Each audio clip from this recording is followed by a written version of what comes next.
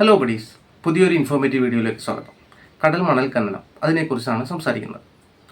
Geological survey of ഇന്ത്യയുടെ പുതിയ survey പ്രകാരം കേരളത്തിൻ്റെ തീരദേശത്തോട് ചേർന്ന് കിടക്കുന്ന സമുദ്ര മേഖലകളിൽ ധാതു സമ്പത്ത് കണ്ടെത്തിയിരിക്കുന്നു, അതായത് മണൽ. സർവേ പ്രകാരം കേരള തീരങ്ങളായ കൊല്ലം, ആലപ്പുഴ, കൊച്ചി, ചാവക്കാട്, പൊന്നാനി എന്നിവിടങ്ങളിലാണ് ഈ മണലിൻ്റെ സാന്നിധ്യം കണ്ടെത്തിയിരിക്കുന്നത്. ഏകദേശം 22 മീറ്റർ മുതൽ 45 മീറ്റർ വരെ ഉള്ള അളവുകളിൽ ഈ മണൽ ഖനനം ചെയ്തെടുക്കാമെന്നാണ് പുതിയ സർവേ ഫലം വന്നിരിക്കുന്നത്. 3000 മില്യൺ ടൺ മണൽ ഖനനം ചെയ്യുന്ന ഒരു പദ്ധതിയാണിത്. രാജ്യത്തിൻ്റെ തീരദേശ സംരക്ഷണത്തിന് വേണ്ടി 2022 കേന്ദ്ര സർക്കാർ കൊണ്ടുവന്ന ബില്ലായ ഓഫ്-ഷോർ ഏരിയ മിനറൽസ് ബിൽ 2023 കേന്ദ്ര സർക്കാർ ഭേദഗതി വരുത്തുകയുണ്ടായി. ഈ ഭേദഗതിയിലൂടെ ഇത്തരത്തിലുള്ള മണൽ ഖനനത്തിന് വേണ്ടി പ്രൈവറ്റ് സെക്ടറിലുള്ള കമ്പനികൾക്കും ടെൻഡർ മുഖേന അതിൽ പങ്കെടുക്കാമെന്ന നിയമത്തിൻ്റെ സാധ്യതകളിലേക്ക് കൊണ്ടുവരികയുണ്ടായി. ഇനി ഈ ഖനന പ്രൊജക്റ്റിൻ്റെ എയിം എന്താണെന്ന് നോക്കാം.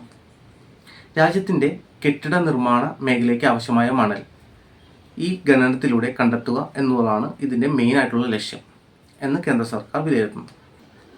കേരളത്തിൻ്റെ അടുത്ത 25 വർഷത്തേക്ക് വേണ്ട മണലിൻ്റെ ആവശ്യകത ഈ പ്രൊജക്റ്റിലൂടെ നിറവേറ്റാൻ പറ്റും എന്നാണ് പ്രതീക്ഷിക്കുന്നത്. മണൽ ഖനനം ചെയ്ത് ഇതിൻ്റെ വ്യവഹാരം നടത്തുന്നതിലുപരിയായിട്ട് ഇതിൻ്റെ ട്രാൻസ്പോർട്ടേഷനിലൂടെയും അതുകൂടാതെ തന്നെ പലതരത്തിലുള്ള ഷിപ്പിംഗ് മേഖലയിൽ ഇതിൻ്റെ സ്വാധീനത്തിലൂടെയും വലിയ രീതിയിലുള്ള നികുതിയുടെ വരുമാനമാണ് സർക്കാർ ഇതിൽ ഉന്നം വയ്ക്കുന്നത്. അതുകൊണ്ട് തന്നെ രാജ്യത്തിൻ്റെ സാമ്പത്തിക വളർച്ചയിൽ ഈ പ്രൊജക്റ്റിന് വലിയ രീതിയിലുള്ള സംഭാവന നൽകാൻ പറ്റുമെന്നാണ് കേന്ദ്ര സർക്കാരിൻ്റെ വിലയിരുത്തൽ. എന്നാൽ കേരള സർക്കാർ ഈ പദ്ധതിയെ പിന്തുണയ്ക്കാത്തതിനുള്ള കാരണങ്ങൾ എന്താണെന്ന് നമുക്ക് നോക്കാം. ഇത്തരത്തിലുള്ള ഖനനം തീരദേശ മേഖലയിലെ ആവാസ വ്യവസ്ഥകളിലും ജന്തുവൈവിധ്യത്തിനും വളരെയധികം ബുദ്ധിമുട്ടുണ്ടാക്കും എന്നാണ് കേരള സർക്കാരിൻ്റെ വാദം. കേരളത്തിൻ്റെ തീരദേശ മേഖലയിൽ കൂടുതലായും ജനങ്ങൾ മത്സ്യബന്ധനത്തെ ആശ്രയിച്ചാണ് ഉപജീവനം നടത്തുന്നത്. ഇത് ഒരു പ്രധാന കാരണമായിട്ട് കേരളം ചൂണ്ടിക്കാട്ടുന്നു. എന്നാൽ ഈ വാദത്തിനെതിരായി കേന്ദ്ര സർക്കാർ നൽകുന്ന മറുപടി എന്താണെന്ന് നമുക്ക് നോക്കാം. കേന്ദ്ര സർക്കാരിൻ്റെ വാദം എന്തെന്നാൽ പ്രസ്തുത പദ്ധതി തീരദേശത്ത് നിന്നും 50 നോട്ടിക്കൽ മൈൽ ദൂരെയാണ് എന്നുള്ളതാണ് വാദം. കേരളത്തിൻ്റെ സ്വാധീനതയിൽ വരുന്ന തീരദേശ പ്രദേശം സമുദ്രാതിർത്തി വരുന്നത് ഏകദേശം 12 നോട്ടിക്കൽ മൈലാണ്.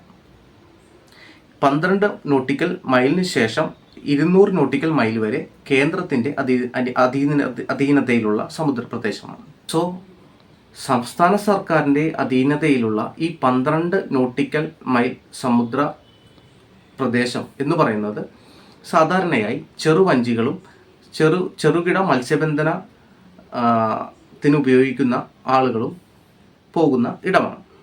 അതിനപ്പുറത്തേക്ക് വൻകിട ഷിപ്പുകളും അതുപോലെ തന്നെ വൻകിട മത്സ്യബന്ധന യാനങ്ങളും പോകുന്ന പ്രദേശമാണ്.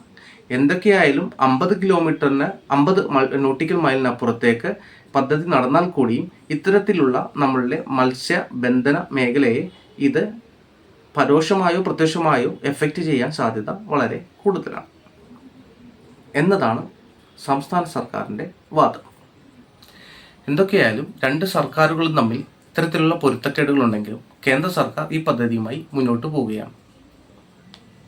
അപ്പോൾ ഈ പദ്ധതി ഭാവിയിൽ കേരളത്തിൻ്റെ തീരദേശ ജനങ്ങളുടെ ജീവിതത്തെ ബാധിക്കുമോ ഇല്ലയോ എന്നത് നമ്മൾ നേരിട്ട് കണ്ടറിഞ്ഞ് കാണേണ്ടി വരും. ഒരു വശത്ത് രാജ്യത്തിൻ്റെ സാമ്പത്തിക പുരോഗതി ഉന്നം വെച്ചിട്ടുള്ള പ്രൊജക്റ്റാണ് എങ്കിൽ കൂടിയും നമ്മളുടെ തീരദേശ മേഖലയിലുള്ള ജനങ്ങളുടെ ദൈനംദിന ജീവിതത്തെ എഫക്റ്റ് ചെയ്യാതെ ഉള്ള ഒരു പ്രൊജക്റ്റായി മാറട്ടെ, അവരുടെ ജീവിത ഉപാധിയെ എഫക്റ്റ് ചെയ്യാതെ നല്ല രീതിയിൽ ഉള്ള പ്രൊജക്റ്റായി മാറട്ടെ എന്ന് ആശിച്ചുകൊണ്ട് നിർത്തുന്നു.